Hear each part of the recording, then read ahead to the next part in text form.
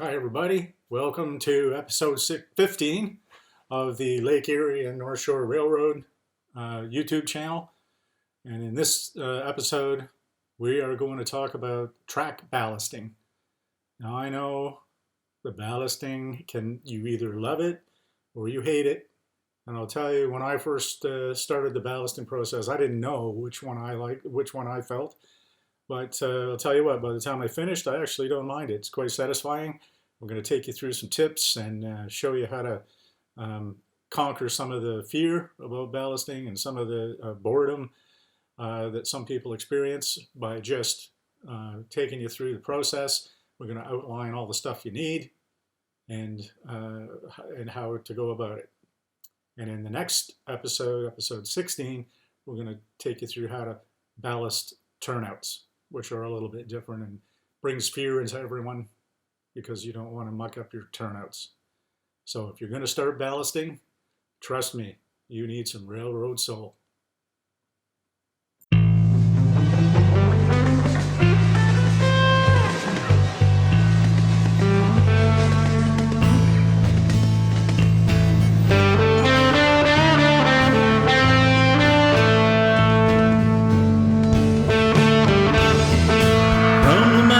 Across the prairies to the sea,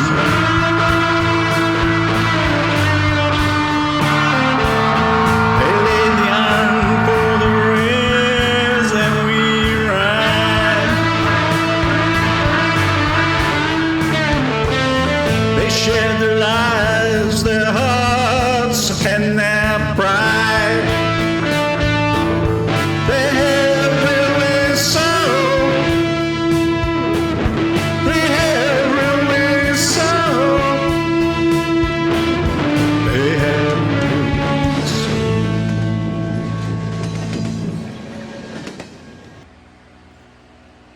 Okay, we're down in the train room and we're going to go over how I ballast track. And you can see some of the track that I've already ballasted here. Okay, but I'll just take you through how I do it. I've got a lot more to do, so we'll do the sort of normal roadbed track, and then we'll do the switches and the turnouts, which are a little bit more complicated, and then we'll do track like that's in the yard without the roadbed. So you'll see all the three different ways of ballasting that I do it. Stuff you're going to need. We're going to start with obviously ballast. So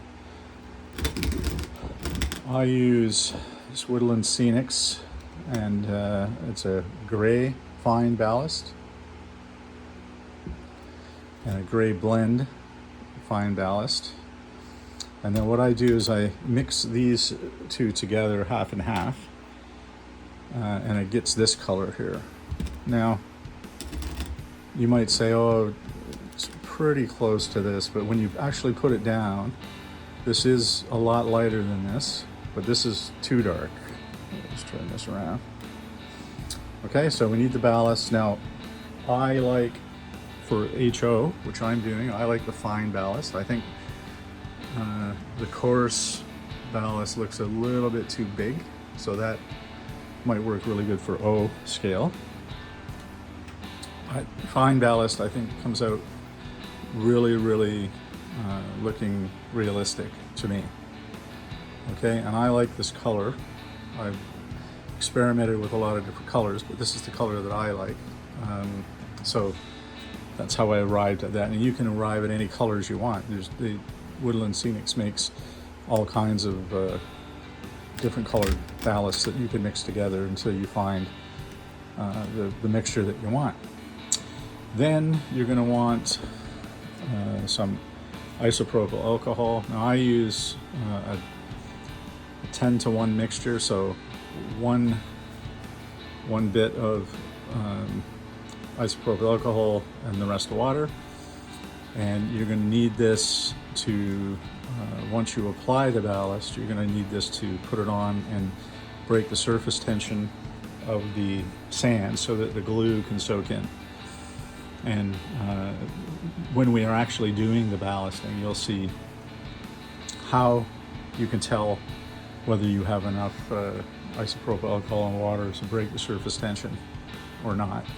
Now, some people don't use isopropyl alcohol, they'll use dish soap. I use this just because I found it works better and it dries faster. And we'll talk about all that stuff when we're doing the actual ballasting. Now, you'll notice this has a spray top, so you can spray. I also will take this top off and use a pipette to pipette the isopropyl alcohol and water into areas that have a deeper ballast level. So for instance, excuse me, on the main line, the ballast is quite thick. So I found that just spraying doesn't actually get deep enough. But if you're doing widespread areas, in a yard or something like that, then the ballast is really, really thin. So then this spray, isopropyl alcohol, does break the surface tension well enough to allow the glue to take effect. Okay, so you're going to need the ballast, you're going to need isopropyl alcohol water mixture. You're going to need a small spoon. I recommend a plastic spoon, and that's because you can use the plastic to move the ballast around and it won't stick to it too much. Okay, now I just got this out of an old Kentucky Fried Chicken takeaway sachet, and I just use these. It works perfect. It's perfect size. You can get the perfect distribution, so you just need a small spoon. I have these eyedroppers, pipettes, whatever you want to call them. One for the alcohol mixture, one for the glue. Now we have a variety of different brushes. I like two different brushes here. So these bristles are rather hard, and these bristles are very soft. Okay, so the soft bristle you can use to come down the track in the initial thinning of the ballast off the sleepers, and then you come back with this harder brush to finish the job. And you can also use these for padding, and I'll show you how to do this when we're doing the actual ballast. And then I have two other brushes. Now, the fine brush is just for moving ballast away from the inside of the rails or other places that are that require a specific area or a very delicate touch. And this brush is for padding and for moving ballast off the outside of the sleepers, and this sort of outside sleeper area here. And I'll show you how I do all this when we go and do the ballasting. I also have one of these like little large toothpick things, skewer, just because it's good to have a pointy end that if you need to get, if you've got too close to a switch moving part or something, you can quickly move it away. Now, I use the Elmer's glue, and I use the Elmer's glue in a 50-50 mix with water, which I have here. And what you want is a consistency that is quite runny. You see how that runs? And I'll show you when we go to put this on the actual ballast how it looks. But I use a 50-50 mix. Now that will get more dilute as we go on, because I will be rinsing the pipette and pipetting the other stuff into the mixture, so it will get a bit more dilute. And then I have purchased one of these ballast laying machines. So you just dump the ballast in the top, click the switch, and it opens and closes the little holes, and then these grooves here sit in the track, like that, and then you simply move it along, and it will displace, or just it will let the ballast move out as you move it along. Okay. Now, it's not. I think it's not sufficient for the whole ballast laying. It is sufficient in a yard, but not when you're doing a main line. And you'll see when I go to do it. I just don't think enough ballast comes out. And then you still have to remove the stuff off the sleepers. So, but it's a good first pass. Gets your, a lot of ballast laid quickly, and then you can go in and just tidy it up. Okay, so those are the things we need to do the ballasting. So get those things all together, and then we'll go over. I'll readjust the camera, and we'll go over and do some actual ballasting, and you can see how it's done, or at least how I do it. Okay, so now we're going to start the ballasting process. I'm only going to do about a 1.5 foot of track in this segment, just so I could get it up close enough so you can see everything that's happening. Okay, so first thing we're going to do is just going to dump the ballast mixture into the little dispersal unit. Okay, and I'm just going to take this just off camera a little bit.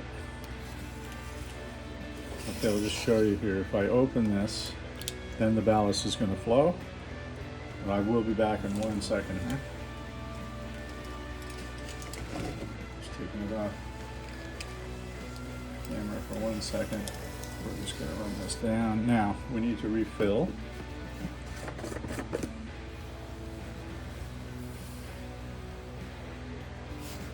Now you can see that there's not enough ballast being delivered by this machine. Now it's not bad, okay, but you just come back again and cover some of the areas that maybe didn't get as much last time. Just off camera, I know, for a second.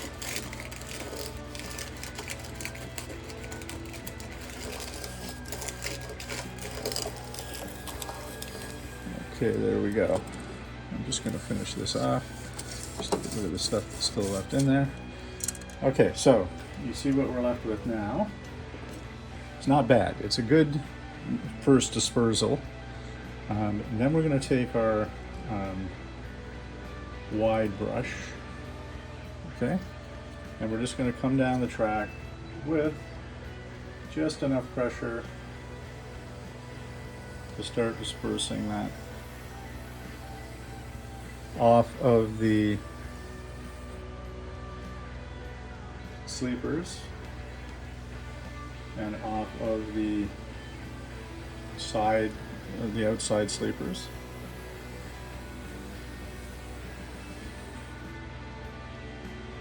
And you just do this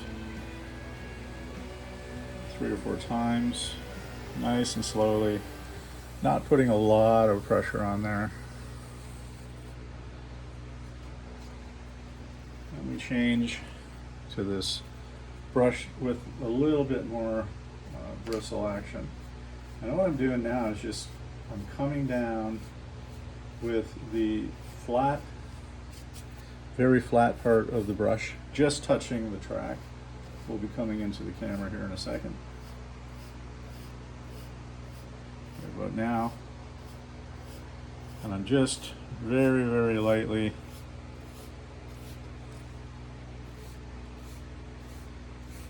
with the very square end of this brush,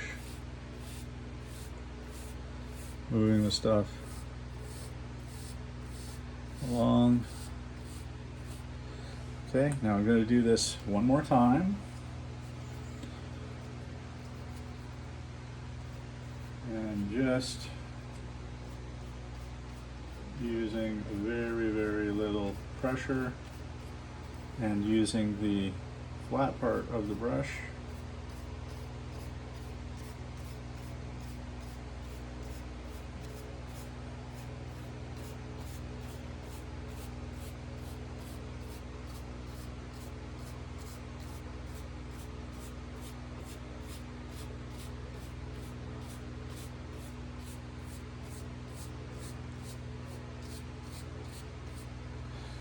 Okay. Now I'm going to come down with my finger, mostly my thumb.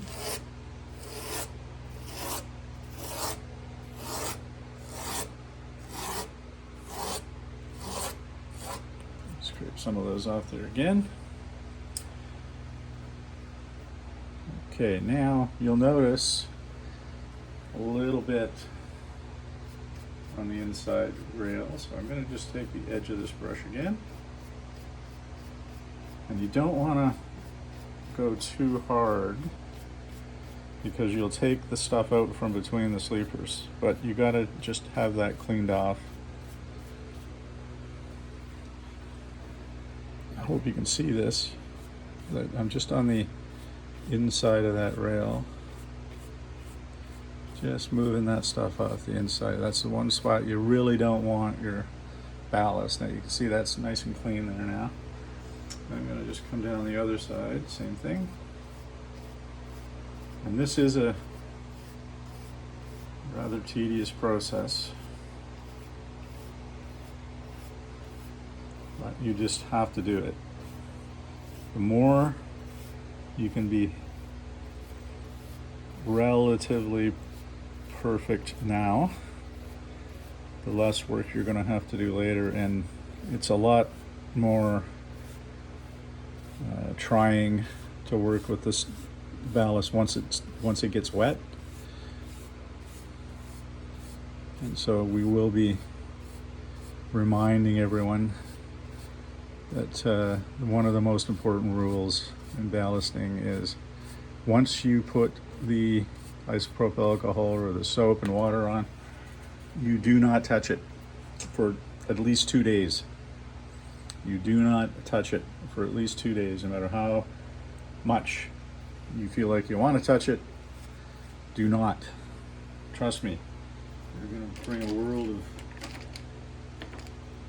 hate on yourself if you do that, a world of work. Okay, so now what we're going to do, because of how we have brushed those sleepers, you're going to see a little groove. Let me just see if I can put this in. I don't know if you can see it or not, but there is a little groove right along here. Okay, so it's not a nice smooth transition down. So what we do is we just use our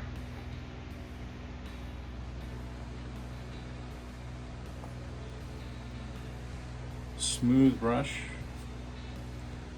and we just brush this up very gently. And some will go on the sleepers, that's fine. We're going to take care of that in a minute. But just brush this up. So it makes a smooth transition.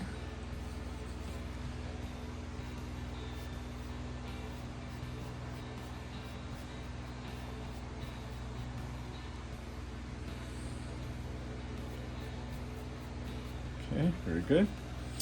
And then on this side, the side facing us, we're going to see that we do have a little bit of a ridge.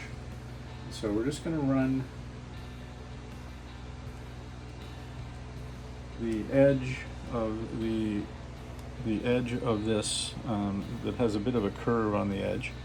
We're just going to run that down and take that little peak off.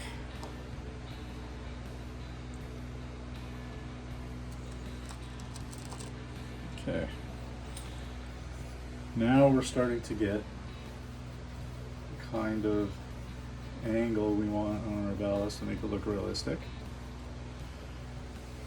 And we just come in, brush the edges up, so we make sure that that's got a good, nice, smooth fall to it. Good. Now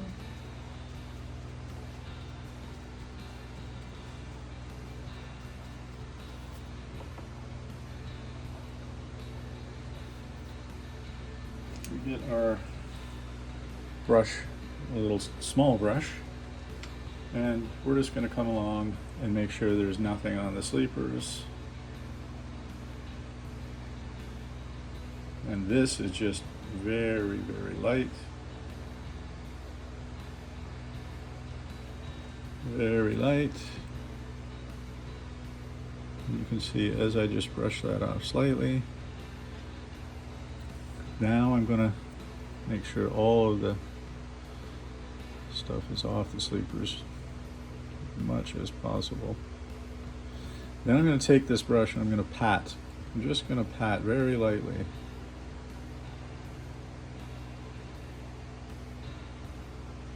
Just to make sure that I have a smooth transition.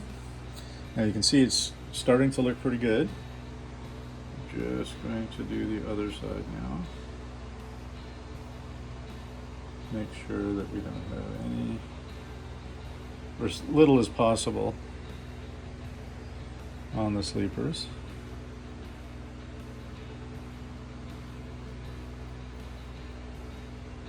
Good.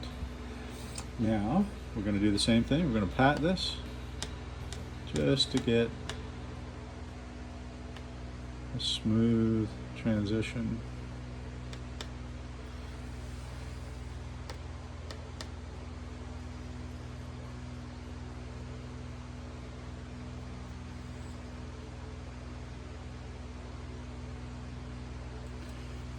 Okay, so you see it's looking pretty good now.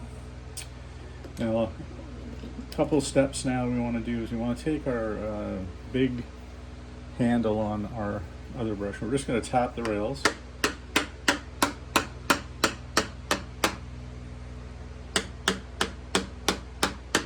That just makes sure everything kind of goes into place a little bit better. And then the final thing we're going to do is we're going to take our rough brush and we're just going to run it down, just touching the base, just to make sure that that base is relatively straight. Okay, and we'll do it on this side. So you're just going to come down, just touching the base. Make sure we get that relatively straight. I'm just taking the loose bits, just moving them away a little bit so we don't get those glued down. Okay, very good. Okay, so now we got our ballast looking pretty good in the area that we're doing. Now we're going to take our isopropyl alcohol, and now what I find is if I spray it initially, so I'm just going to give a fine spray. I'm holding the bottle about 8 inches away, and I'm just giving a fine spray all the way down, all the way back.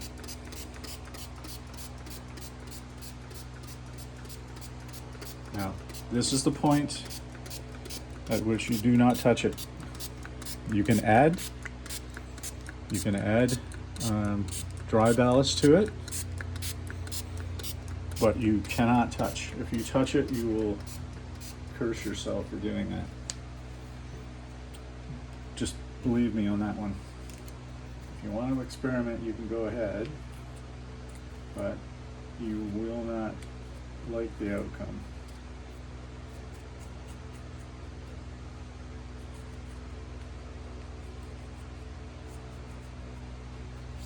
Okay, and that's just the way it is. It's just one of these things about ballasting. Now I'm just letting that sink in just a little bit.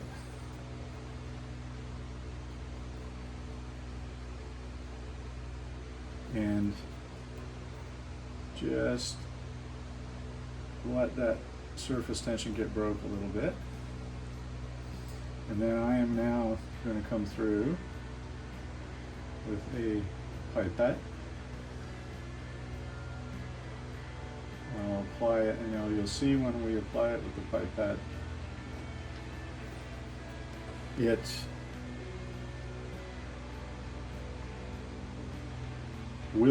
you will see some granular movement, granular displacement. That's what Rob Bennett calls it. Which I kind of like that term, so I'm going to use it too. Now, what I usually do is I start the application in between the rails. Okay, so here we go. And you just come along and just let it go. I usually have the pipette at an angle. If you do it straight on, like this, the drops seem to really have a lot of displacement. So you can see I'm just running down the center, getting that nice and wet. Now, what I find is if you start next going down the outside, and you want to just you want to get it so it's just lying, so just part of the water is touching, because it'll soak up. Okay, it'll soak up. Try not to touch it like I just did there. But you will see granular displacement. It will go a bit rough, but we will fix that up. And that's just showing the surface tension on that was not broken enough by the spray. Now I'm going to come back. We're going to go along the sleepers on the top side. Again, just having that pipette at an angle.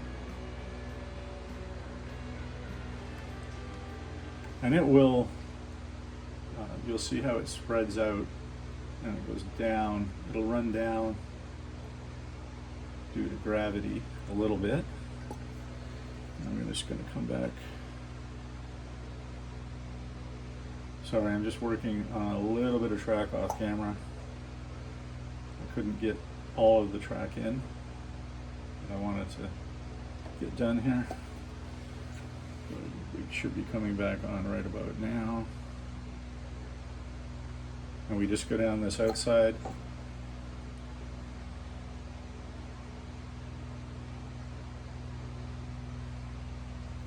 And like I say, you will get granular displacement.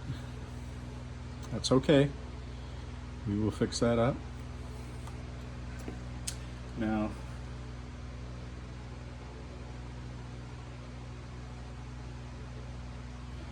we're just going to run down the outside of this one, side closest to us.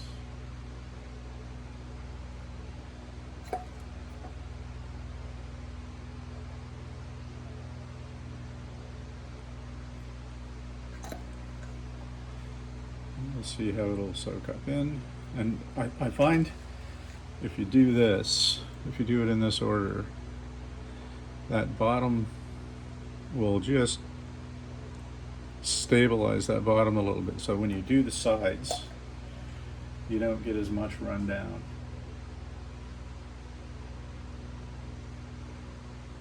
Now you will still have some.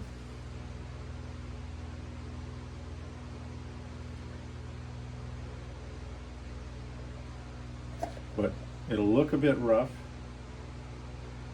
And don't worry about that. Just let that soak in. I'm just coming down the middle now.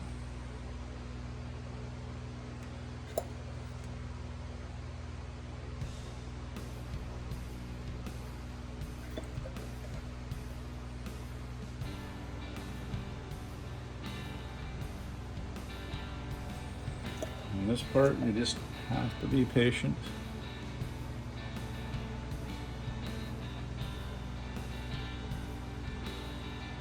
Just remember, you're not really, all you're doing now is just breaking that surface tension so that when you put the glue on,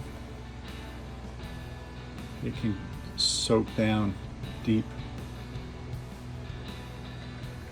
into the ballast. And because if you just have a crust on the outside, whenever you touch it or whenever somebody touches it, it's just gonna crumble. And that is very disappointing when that happens. I mean, you can fix it. The beauty of this ballast is that you can always fix it. It just, if you can get it as perfect as possible the first time, it's just a lot less work and it's a lot easier to do. Now I'm just going to let that soak in a little bit, and then we're going to come along with our glue. We're going to seal this stuff down. Sorry for the movement. The stand is sitting right where I need to work, and sometimes I hit it. So sorry about that. So we just let that settle in a little bit. And you will see that we do have some displacement sort of here, a little bit of unevenness. Don't worry, you can leave that and cover it with ground cover, or you can just scrape it away, because we're not going to leave it like that. Okay, so we do see some areas where we have had some displacement, like right here. There's been a little bit, so we're going to fill that in. But first thing we do is we bring out the glue and we start securing this down, and then once the glue is on, then we'll go back and correct some of these areas of concern that we don't like. Now with the glue, what I'm going to do is, again, I'm going to start in the center. I'm just going to run this glue down. And it will pool a little bit in some places. Don't worry about that. It will soak in.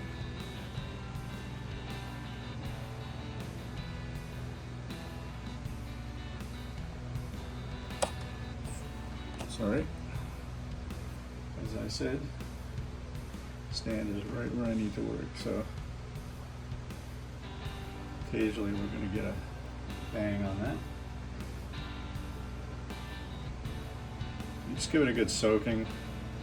Like I say, it looks like it's sort of just sitting there a little bit, but it will soak in.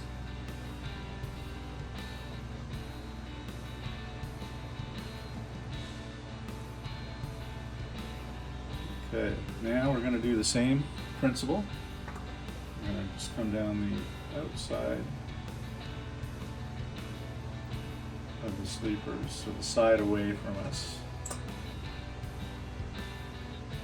And just having that eyedropper at an angle. And just moving along.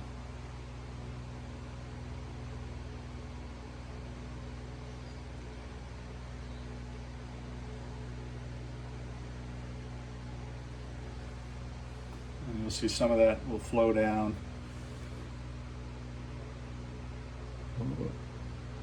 Over time, it just takes a little bit to get it to flow down. Then we do the side closest to us. Same principle. And you'll see some of that granular displacement will have caused some of that ballast to go on to the sleeper, especially the outside sleepers, a little bit. Don't worry about that. We'll take that off once everything dries, but you're not going to touch it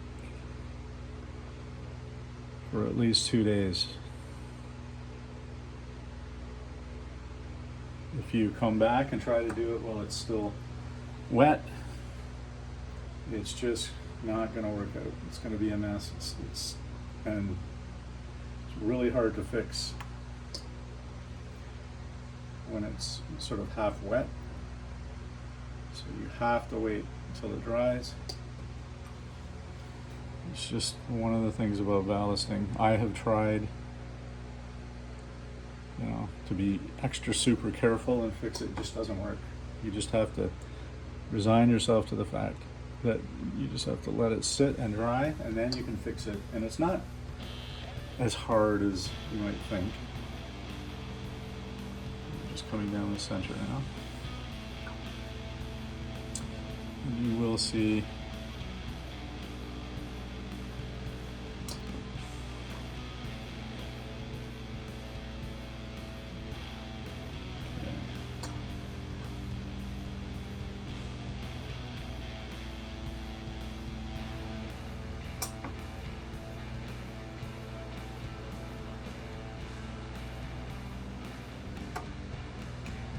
now, because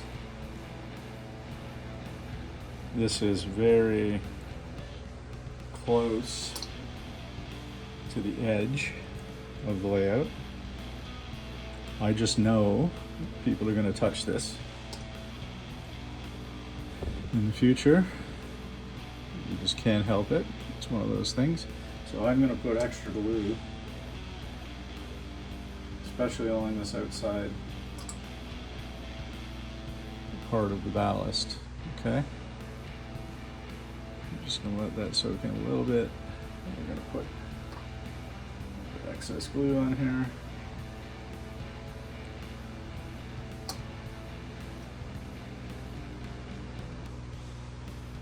And you might even want to let that soak in a little bit and then come back and do more once all that's soaked in. Okay, so the secret now, as I've said several times, the secret now is to just leave it. Now, I am going to do a little bit of repair work because we now have the glue down, and I'm going to go through, and where we've had a little bit of displacement, I'm just going to sprinkle a little bit of ballast on there, just to, got too much there. But even now, do not touch it, just leave it. We'll just pull this out of here. And that roughness can be replaced. Now, if you are going to touch it, like I just did, use the back part of the spoon. Make sure your spoon is dry and has no particles on it. I'll just take some out of the container. So I did see there were a couple areas in there that were just really, really gently. And I will take that off the sleepers later.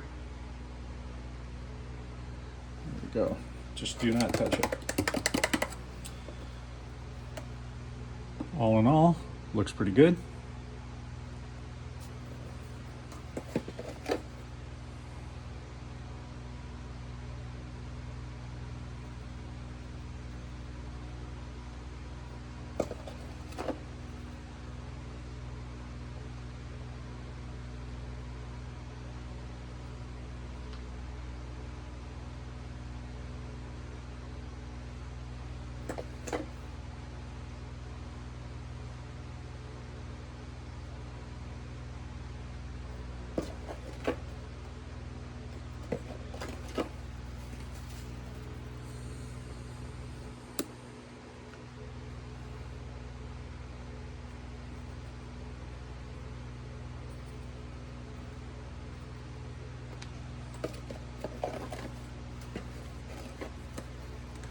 Just putting a bit where I can tell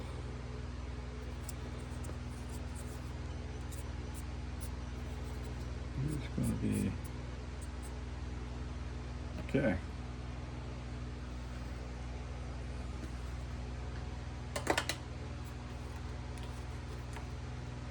Now I've let that glue soak in a little bit.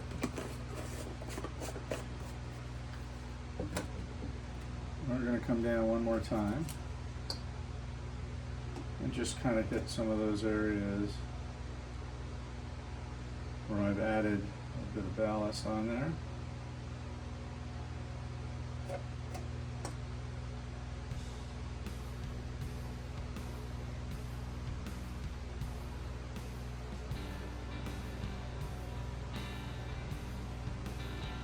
And you'll see when I hit those areas, it will ball up a little bit. And that's because that surface tension still hasn't been broken. And I want to make sure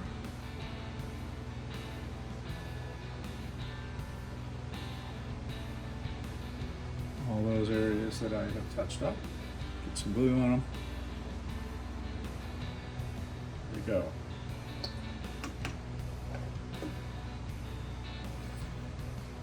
And then I just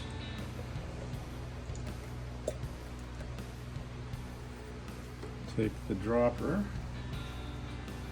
with the glue, suck some of the alcohol water up, and then I just rinse it into the glue, and then we'll mix that up next time, because that keeps these pipettes workable. Okay, so now what we do is we just leave it. Okay, so I'll just try to give you a pan here and show you. I did all the way back there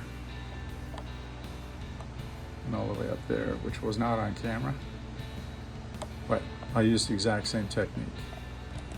So we'll let this dry, and I'll come back 2 days from now and we'll show you how it looks. Okay, here we are a couple days later. You can see there's the ballast job that has been done.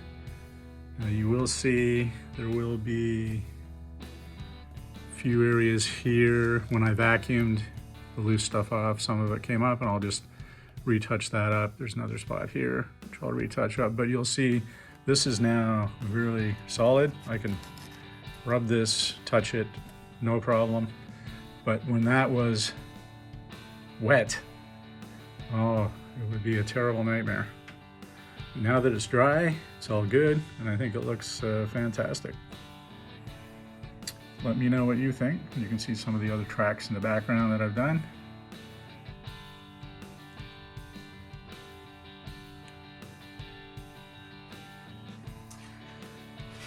And we've had a bit of a different ballast here, because this is in the GM factory, but it's a more rough ballast, you can see. More oil and stuff in it. So you can blend that ballast in quite nicely. And then I'll also show you